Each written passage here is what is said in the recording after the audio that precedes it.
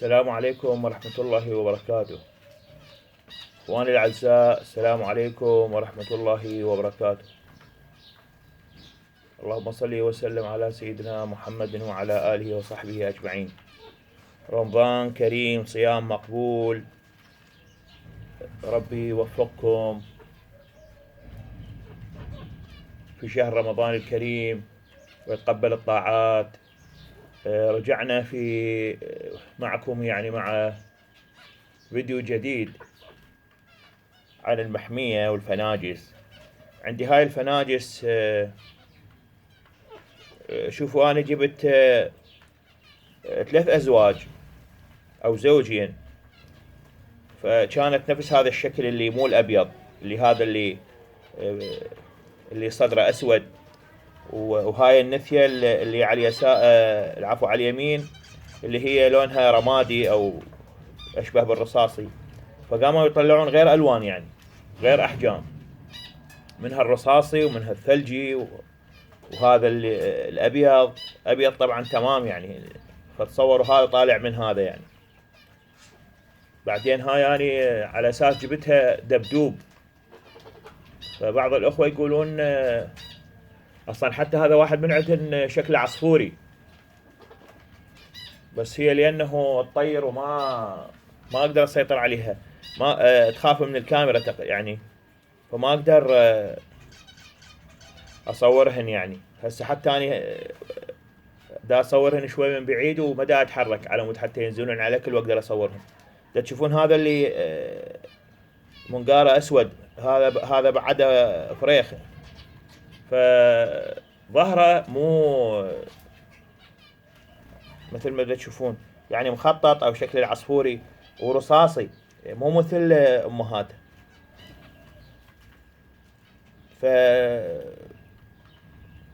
ما أعرف ذني أصليات، لو هي عادة الفنجز هيك يطلع أشكاله مو موحدة، ولا يمكن الأبيض يطلع أبيض. هسه عندي الأبيض همين نطلع أبيض ونطلع رصاصي، فيظهر أنه الأبيض من ينتشر راح يكثر أثناء التزاوج والتفريخ. ومثل ما تعرفون أنا عندي بالمحمية قطة. القطة زين مسالم، ما عنده أي، بس عندي السمان دا ياكل افراخ الفناجس من تنزل. هسه شلون تنزل هنا وبعدها صغيره، ف بعده ما يفتهم، ما يعرف الخطر، ف يقرون بي ويأذوه، فصارت عندي خسارات هوايه. فما اعرف شو بعض الاخوه مربين الفناجس ويا السمان ويا هذا، ما اعرف لانه يجوز اشجار عندهم. انا مثل ما قلت لكم هاي كانت مليانه اشجار وحديقه، بس هي الفناجس والطيور اللي كنت مخليها اكلت الخضار، رغم انه انا اخلي لها خضار، اثرم لها كرفس ورشاد او اي خضار، حتى خس، حتى مرات انطيها من الحديقه هاي البرة، لكن هي ما اعرف شو، حتى قلت ما يخالف خلي تاكل من عندها، بس مو تاكلهن كلهن. حتى زرعت النبق التفاحي داخل المحمية، وما زرعت حمضيات، معقولة الحمضيات ياكلها الفنجس. الأوراق هم كانت ياكلها، ما أعرف شنو الموضوع.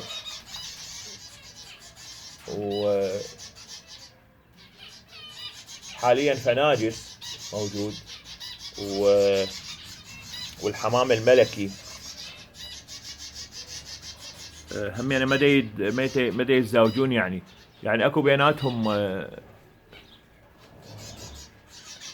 اكو بيناتهم تزاوج وكذا، بس ماكو اي تلقيح مو صحيح او من هذا الامر. يمكن حسب ما انا، هاي مثل ما تشوفون هذا عندي الحمام الملكي،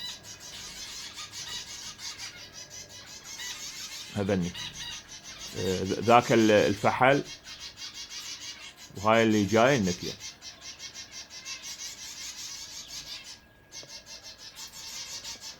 والمحمية مالتي يمكن لأنه حجمها صغير، يعني ما ممكن أن أنا أدخل جوا، فدائما أصور من خلف السيم يعني. وأنا عندي مخلي لها هذا الجلوب المصباح، هذا طبعا اوتوماتيك، يعني ما أنا أشعل الجلوب وهذا. وهذا من أخلي إيدي عليه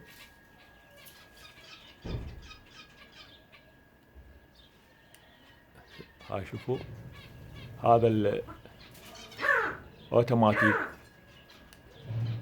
وهذا بالليل هو يشتغل. وهم اقدر انا اطفيه من الدقمة مالته الاصلية. عندي هذا الدجاج اللي قلت لكم عليه، هذا شو اسمه،